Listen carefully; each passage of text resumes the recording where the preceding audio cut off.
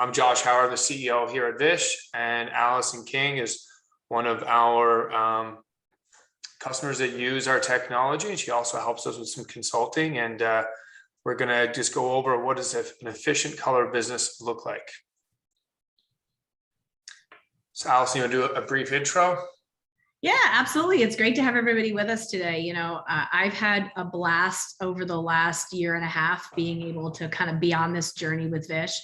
Not only am I the co-founder of Beauty 360 Consulting, which is an industry consulting group, but more importantly, I'm a salon owner with my husband with Hair & Co. Brooklyn. We own 2 salons in Brooklyn, New York. And I think, Joshua, we met, what was probably 2 years ago now, and you really got me thinking differently about inventory and product usage, and that's always been a passion of mine. So to get me thinking differently about it was certainly an interesting journey for us. And I hope as we go through today, I think we've got some really interesting things to talk about that can really make salons more profitable. And I know Vish has done that for Shannon and I over the last year and a half. And I think I'm probably one of your loudest spokespeople because we are all in. And not only do we love it, but our stylists do as well, which is awesome.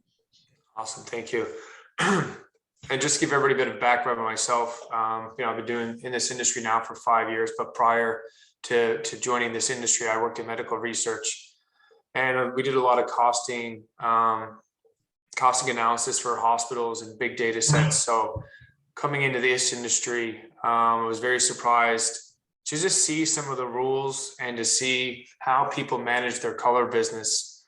There really wasn't no rhyme or reason. It was, well, because this salon did it, or this other salon did it, or, there wasn't a lot of logic, I would say, to some of the way that people price their services and manage their inventory. So I guess we'll just take some steps and walk through just some of the stuff that we discovered over the years, and working with salon owners such as yourself, really, add more data-driven decisions into running your inventory. Absolutely.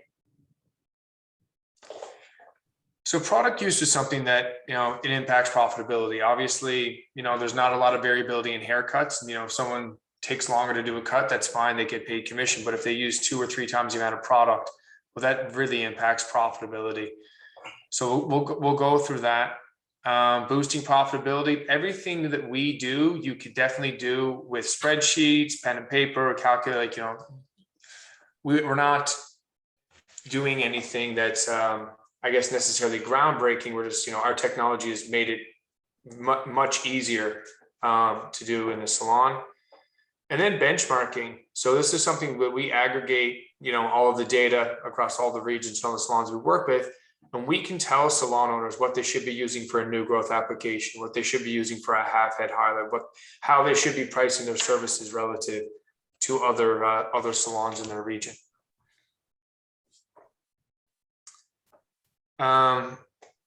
So the effect on product use on profitability, and it's massive. And what a lot of salon owners have been operating with for a very long period of time is averages. So if you look at a single process that, you're at $6.93 per application, that's great. But what that number doesn't show, and what the industry hasn't seen before, is the range. So you see you're seeing your stylist or your owners that are behind the chair, they're less than that. They're probably, in the range, this may seem extreme, but could be at $3 per application. Whereas you have juniors, or maybe someone that just has a different style, or they just use more color, which is fine as well. But what you end up finding is that range can go from $3 to $18. So, the $6.93 to $3.74 for the half foils, and then a $6 for toner. This isn't new information, but it doesn't arm the salon owner to deal with the variability for each individual stylist. Allyson, you've done a lot of consulting in this space. How would you, prior to using Vish, or how would you help salon owners price their services based on the products that went into them? That's a great question, Josh. I think there's a couple things that have kind of always been our tried and true, right? First off, we had what the vendor would tell us was our cost per application, right? So we could kind of, again, you're a spreadsheet geek, I'm a spreadsheet geek. I could do some math that told me based on what the vendor says the cost per application is, what should we price at, right? We also have had a path where you might take salons in your area that you think are like you and kind of benchmark yourself against them. And even the most scientific would be the swag, the scientific, you know what guess, right?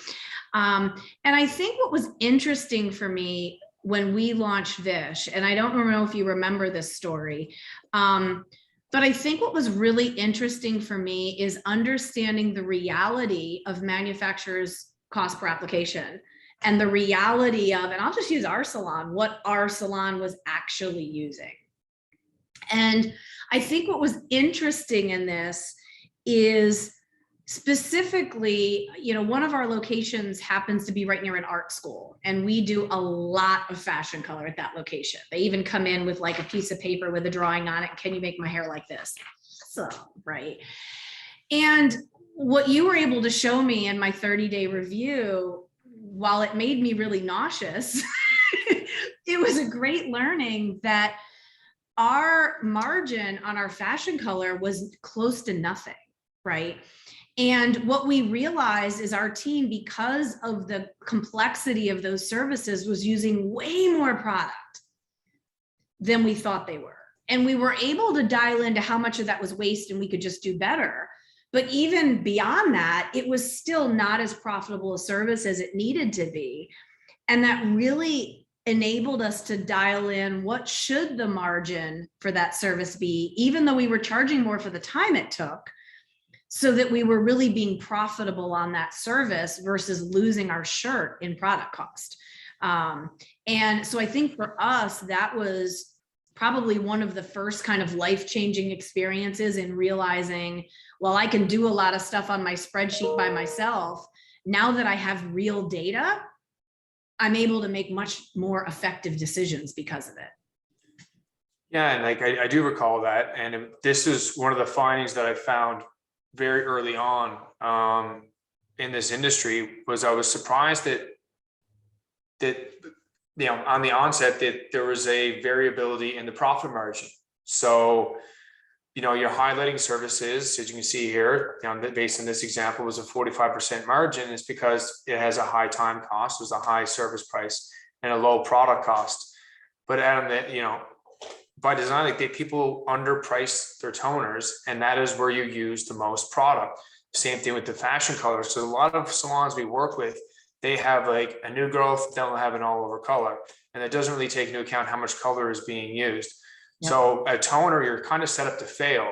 You're saying, okay, if people use what they're expected to use, I'm going to make a 28% margin, which is not enough to keep the lights on. And then if someone uses more, you're eroding that 28% margin. So I think it's time for a lot of people in the industry to not look at what the manufacturer is saying they're going to use for a particular application, but to actually look in your salon. And if you don't use a technology like Vish, you should be able to look at the type of products that you're consuming and seeing, okay, how many tubes of color are we actually going through? And then comparing that to how much revenue is being brought in, and then taking a serious look at, you know, what the cost of goods sold for those particular applications actually are. Because the most common method we see is that people will say, well, we're good. My professional product cost is 6% of total service sales, or 5%. I think you used an example of you previously, where it's like, that's fine if you're in a market where you can charge a lot of money, but that actually doesn't show you where your profitability is in the salon. And if you look at another industry, you know, steaks are market price typically, right? So if a cost goes up for a particular meal, then that's reflected on the bill of the client. Whereas we know that the color manufacturers, just to do inflation and increased cost, they increase their prices once a year, sometimes twice a year. But salon owners rarely adjust their service menus every 6 months to every 12 months for obvious reasons. Yep. So there's a lot of room for improvement by just taking, like I said, like if you don't use Vish, that's fine, but take a look and see where your profit margin is for each individual service. And I think that's really important because I was talking to a salon the other day in Houston, and when we think of some of the younger generation coming into the salons now and the services that they're liking to do, right? And that group of hairdressers also tends to be kind of like the transformation group of hairdressers. They'll see a client once every 6 months and they completely transform them every time they come. And I think what's really interesting when we started to have even those conversations is that stylist might use 6, 7, 8 bowls of color. And are they, again, charging enough on the top end to be able to pay for that transformation, right? And I think that was some things that was interesting for us to kind of dial in as the industry shifts. Are we keeping up with that shift as well? I would say looking at the data, most people aren't. And, back to this example here, where if you actually look at the average cost of what it does to do these services based on the salons that we were working, I can't remember this particular salon, but we said, well, this is the cost of goods sold that's going into it. You need to increase your price on the, like just your starting price needs to increase by 23.9 and 44% across those 3 services. And it makes a massive difference in profitability because the client is, the client's in your chair and getting the service done regardless. The product is being poured out of the tube or out of the, using bleach. That if you actually multiply that, because it's a very high volume business, that this is tens of thousands of dollars of profitability per year. If you actually take a look at what that service is costing you and how much you need to make to actually keep the lights on. And that's the starting price, but you also need to have safeguards in place for when someone uses 6, 7, 8 bowls of color. Yeah. So people are actually making a lot of salons that we work with they have the problem is twofold. They're not pricing their services to set them up for success. They don't have the safeguards in place to let the front desk know what was actually used. And what the most common thing we see for profitable salons or salons that are just keeping their lights on is that their owners or owner operators behind the chair are generating tons of revenue and being very conservative. And then you have a bunch of other people that aren't charging up and are using twice as much product. And I think this slide here for me was really interesting when we talked about it. And you talked about other industries and use steaks as an example, right? So many times in our industry, we price on emotion, right? We price on what we think we should do. We price on what we think the client can afford. And I think what's really interesting, whether it's how we pay our stylists or what we charge, what our cost of goods is, other industries don't do what we do, right? They price based on cost of goods, right? They price based on the profit margin they need to make for each of the products that they sell. And so I think this was a big aha for even me when we did our reviews together to kind of take a step back and say, wow, Shannon and I have a very diligent conversation about prices every year. I think we stay very competitive and even higher end in how we charge for some of our prices. But to look at it this way, kind of as my double check, to kind of ask myself, am I not only priced by emotion, but am I also priced by profit?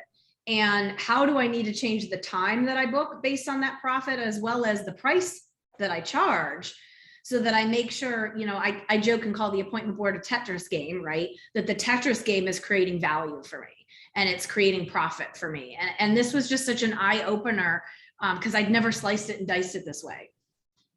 Fair. And I think too, just one more topic on the toner is a lot of the time, like toners typically, we see it as the most mixed service in the industry. Or it's always top 2 or 3, but is rarely charged for. So I shouldn't say rarely charged for, but it's the one that's given away the most for free, and it's the one that is underpriced as well. And I was working with a salon out of Texas, and the way he worded to me was like, I've used this example in the past. If you go to Starbucks and you ask for a Pike Place, like a drip coffee, it's $2. But if I ask for, it's this, I don't know who actually drinks these things, but pumpkin spice lattes. But this time of year where they roll those out and it's an add-on, and they're encouraging their cashiers to like, hey, we want to try this, or do you want, they're advertising it. because their margin jumps when someone asks for a premium product, and this is the way we should be looking at toners, is the toner it's necessary most of the time, but it is an enhancement to just a highlighting application or bleaching application. Mhm. So instead of saying, okay, well, I'm going to spend more money as a salon owner performing a service because we feel it needs to be done to do a proper finish. Yep. But we're going to make less margin on it. Train your staff to saying, hey, we really should do a toner. Sometimes people require 2 toners or more. Like, you should be looking for little bits and pieces like that to bump your margin and teach your staff to be able to sell that. Well, I think the point you just made is you talked about a premium product, right? When you're upgrading a client to a premium product, the margin should match its ability to be premium, right? Yeah, it should widen, right? It It should drives your business. It shouldn't be something that takes away from your business. 100%. Yep, absolutely. So pricing for profits at, Vish apart. So what we really try to do as a company is to understand your culture. And I think that was very present when when you were looking at our competitors, you just had to go with us, was that we don't go in and tell you how to price your services. What we do is we collect data, work with you at 30-day, 60-day, and 90-day intervals to make sure that you're pricing your services accurately. So all-inclusive pricing is something that we see people that just say, you know what, I charge such a high amount that I really don't care about the product cost. Very, very few salons fit into this bucket. Mm-hmm. Separating product and labor, separating parts and labor. But 10% of our customer bases do that. And that's something that you actually implemented in your salon, I believe. We did. So you implemented parts and labor. That one is the most profitable for sure. But I would caution people to do the parts and labor if you don't have tight controls over your staff and if you're not educating your staff, because what will end up happening is someone over mixes by a significant amount. And then all of a sudden your clients are getting sticker shock. So how were you able to roll out parts and labor so effectively across both your locations? Because it's not necessarily easy, but it is effective. So Joshua, I'm going to back up a second, and because not knowing who's on the webinar. So when we talk about parts and labor, what that means is I'm charging a service fee that doesn't change, right? I'm charging a service fee for the same service I charged yesterday, but now I'm also charging for the product, right? And I call it a product fee. And so how we launched it, and it was really interesting, we ripped off the Band-Aid and went live right after the pandemic, but we've been playing with this for 6 or 9 months prior to the pandemic hitting. And back in the good old days where we're in Brooklyn, New York. So you go to a restaurant, you have 75 tables within 6 inches of you, right? Just because they're trying to get as many tables in the space. I had the opportunity to talk to a lot of people because they're sitting right near me. And so one of the things that we talked about is this concept of parts and labor and what did they think about when it came to a salon doing something like this. And it was really interesting, the conversation I had, and this really convinced me to jump in with 2 feet. The conversation I had was, you know what? The number one thing that I hate about going to a salon is I never know what I'm going to pay. And part of that comes from, as an industry, we're not good at quoting prices, and we're always trying to upgrade something. So every visit, the price might be different. We're also not good, if we used an extra bowl, always charging for it. So sometimes we might remember, sometimes we might not. Again, causing that influx in why we charge for things. So what was interesting in that conversation is we launched what we called a transparent pricing guarantee. And so what that means for us is our service price is our service price. It doesn't change. The product fee is the product that's used specifically on you. And so what that took away was, if I mix this much over, I'm not charging $20 for a bowl. If I mix this much over, I'm not charging $40 for a bowl. I'm charging specifically what we used on that client. And for our Brooklyn clientele, they love technology. They love the concept of there's green in here and eliminating waste and only using what's there for them. And what it allowed us to do was have a very different story in how and why what we charge. And now for them, nothing's different, unless if they go 15 minutes longer in the visit than our standard booking time, there's an extra charge, or 30 minutes longer. So now it's more about time versus what we use. And our clients felt that was very transparent. Now, how did we launch it with our team? Because frankly, our team was more scared of it than our customers were. We've had 1 or 2 clients ask about it, right? With our team, we prepared scripts. We talked them through the differences, right? We handled objections and role played with each other. So if a client asked, they'd know what to say. And what's interesting for us is that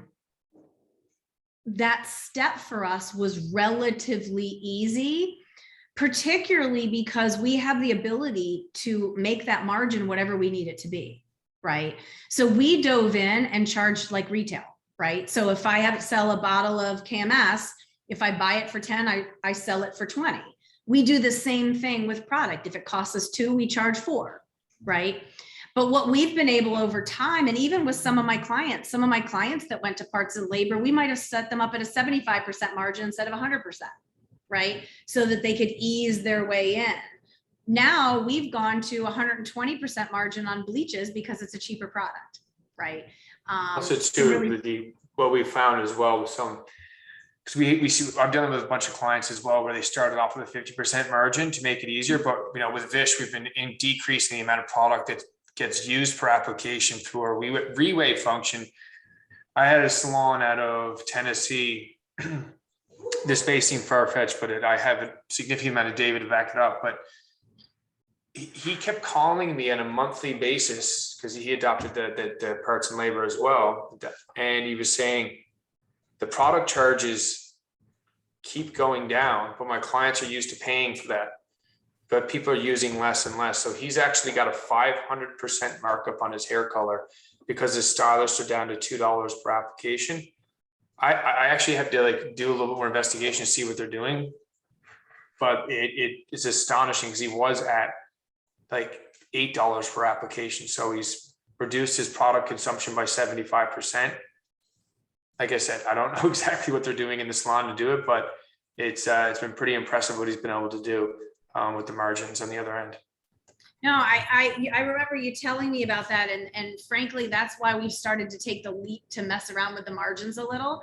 I mean, we've been blessed that when we took on Vish, we were able to reduce about 18% waste. But I know it's been amazing to see how many of my clients, it's almost 30% of what's going down the drain. And, if we can turn that into a sustainable profit, it puts us as salon owners in a much better profitability position than where we would have been before. Agreed. And I'll use an example for us. It's $43,000 in non-commissionable revenue in a year. I'm okay with that. No, it's huge. And the third piece there, we're pricing with product allowance, is something that most of our salons do, where you can use up to $5 worth of color for new growth application. It's doing the same thing that you're doing, where you looked at how much you're using, then you had your starting price. So you basically would just say, if you were allowing $6 per application, you just knock that off and add it on as parts and labor. So what we really focus on is getting the data, understanding how much you're spending, how much you should be using based on our benchmarks and what will work in your organization. And then we find the pricing structure that works best for you, works best for your clients, and then works best for the customer. And what I love about this strategy, because I'll say this is probably what most of my clients are using that also use Vish, is it takes away the stylist having to remember, right? When you're using the front desk app, it automatically tells the front desk what additional product charge should be charged. And it's amazing to me when we're doing our quarterly, kind of deep dive into their business, and we look at where their P&Ls are, and we also look at their Vish dashboard to see and I'll go back and benchmark against prior to Vish, right? And see the difference between those additional bowls that they weren't charging before, right? And what kind of revenue is coming in for them now, because that auto prompt is there, and it's less about the stylist having to remember. And I think that's been really meaningful for some of my clients, as well as over time being able to play with that as well, right? And being able to decide what's the right, is the manufacturer's standard mix the right place to start?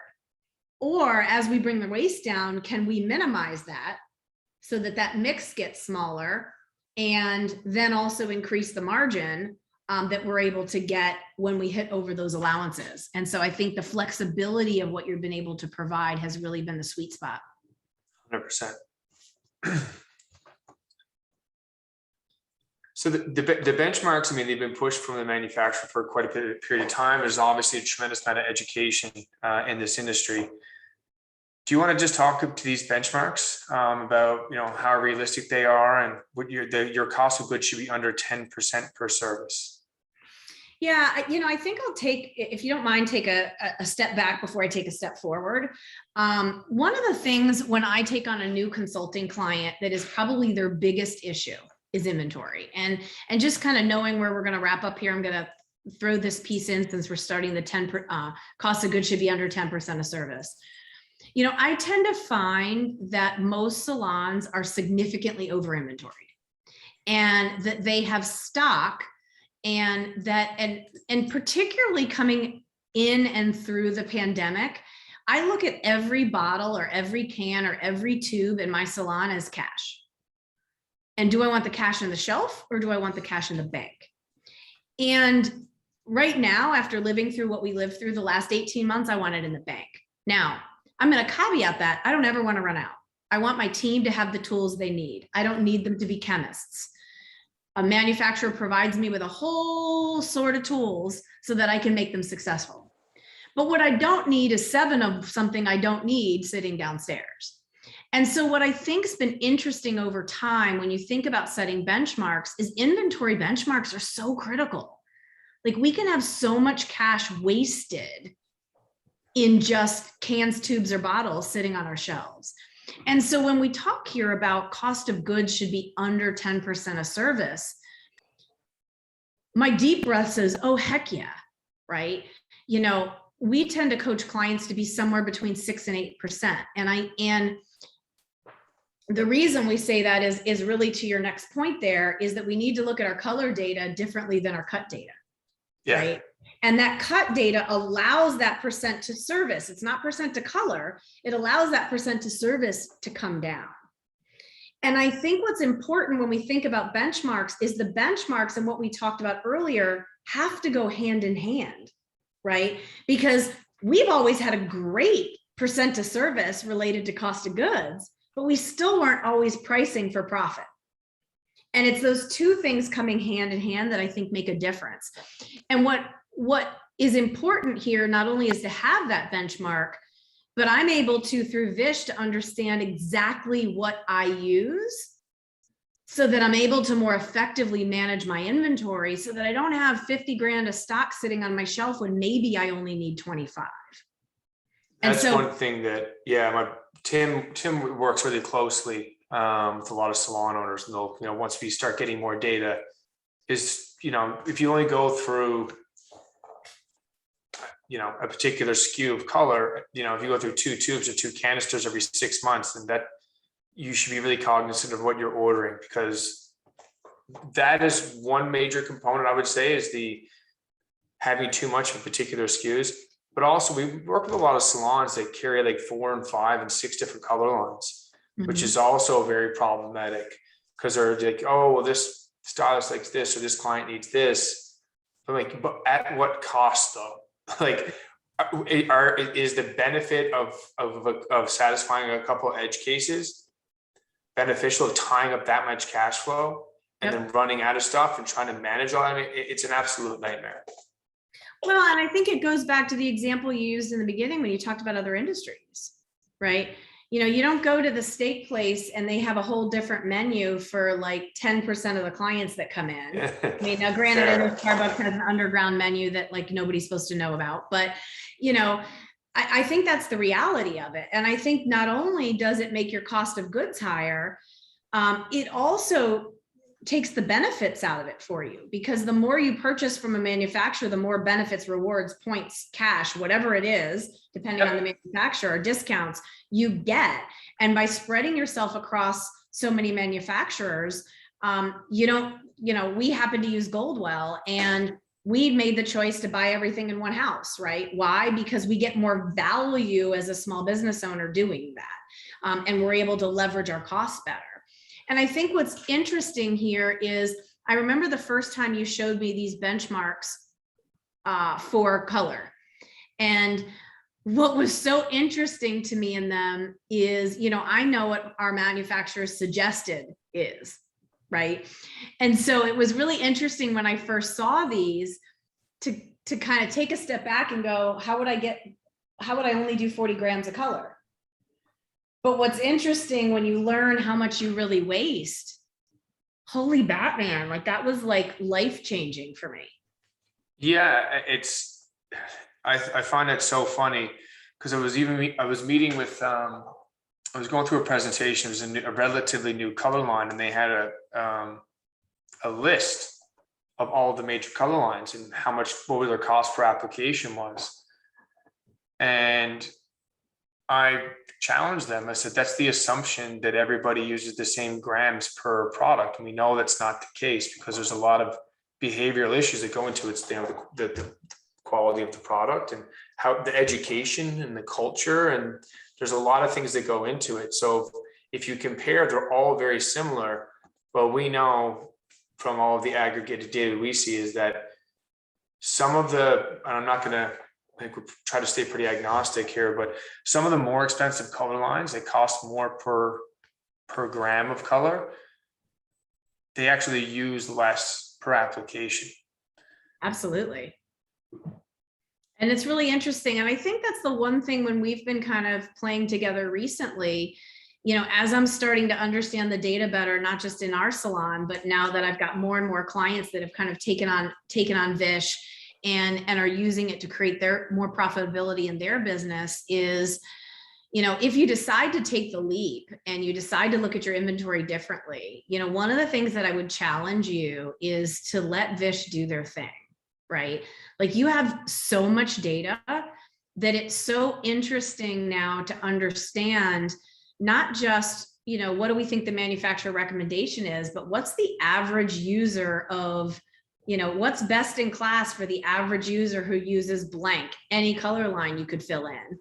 And you have that data, right? What it's not just about what Vish says or what the manufacturer says. You have hundreds of salons across a gabillion of manufacturers, data coming in, and you can tell me, based on, again, in our situation, we use Goldwell, but you can tell me in the situation of Goldwell, am I performing as well as the typical Goldwell salon or the best in class Goldwell salon? Or do I have more going down the drain than should, based on what And to me, like, data's queen, it doesn't lie. And I think that's what was powerful when I first took on these top 2 benchmarks. I was like, whoa, okay, I don't know about all this. But a year and a half later, I'm like, you know what? We don't need as much color as if we're effectively applying color, we don't need what we think we need to still get the same result. I couldn't agree more. And that's when we started onboarding clients earlier on in the technology, where we didn't have the data, where we would often ask for information. How much product are you using per application? And they would give us the information. But as we grow as an organization, we default these numbers in for people and just tell them, like, this is how much you should be using, and give it time, and we'll get you there. And if they're using more than that, that's probably because the client needed more color applied, and they should pay for it. It shouldn't just erode. It shouldn't just take away from your profitability. Yeah, no, I totally agree with you. And I think what's interesting, and I'll speak for Tony Ann, who's one of our managers, but she's also one of our top producing stylists. I think what's interesting on the flip side of this, from a stylist point of view, right? And for the owners that are on the webinar today, again, after what we lived through the last year and a half, we can all use a way to find some more profit, right?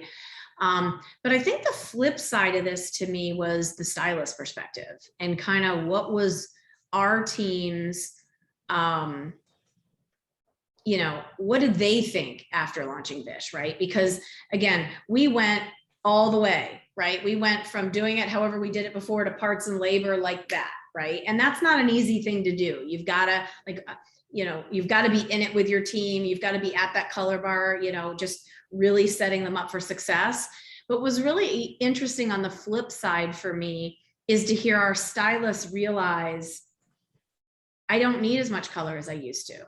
And feel safe about it, right? Because that reweigh, the next time they come in, it recalibrates the formula to what they actually used.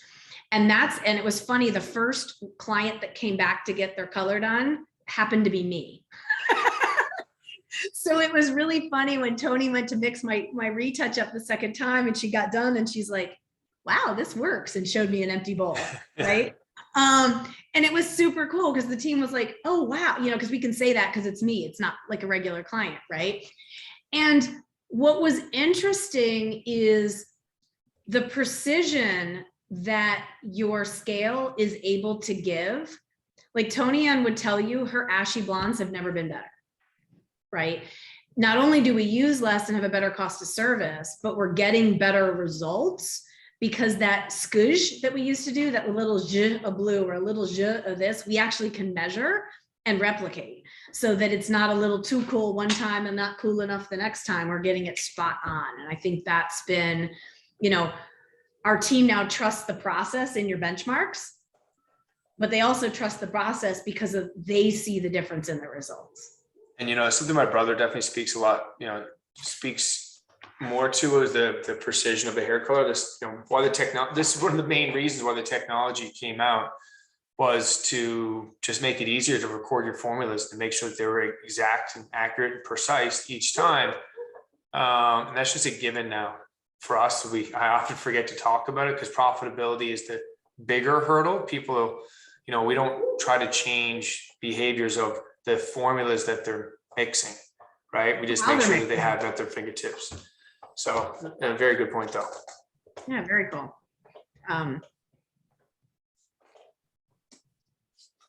So I know there's a few people on, some clients and new clients as well. Does anybody have any questions that we could answer that we didn't touch on? You must have did a phenomenal job. Well, and if you have any questions, don't hesitate to click chat on your screen and drop them in the chat. Or raise your hand.